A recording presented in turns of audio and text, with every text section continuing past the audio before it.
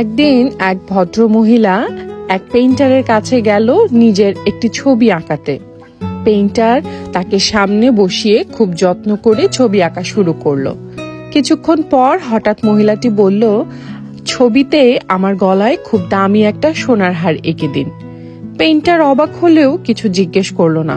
তার কথা মতো ছবিতে সুন্দর একটি হার এঁকে দিল। ছবি আঁকা শেষে সে কৌতূহল নিয়ে জিজ্ঞেস করলো, আপনার গলায় তো কোনো হার নেই, তাহলে ছবিতে আঁকতে বললেন কেন?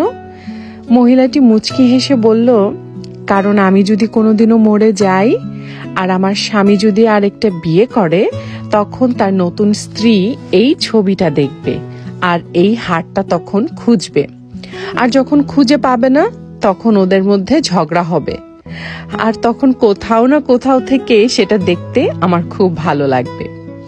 এই গল্পটা থেকে আসলে বোঝা যায় যে একজন স্ত্রী শুধু জীবিত থাকতেই নয়, মৃত্যুর পরেও তার ভালোবাসার মানুষ তার স্বামীকে কারোর সাথে ভাগ করতে চায় না। কারণ একজন নারীর ভালোবাসা ভাগ করার জন্য নয়, সে ভালোবাসে সম্পূর্ণভাবে আর চায় তাকেও ভালোবাসুক ঠিক ততটাই।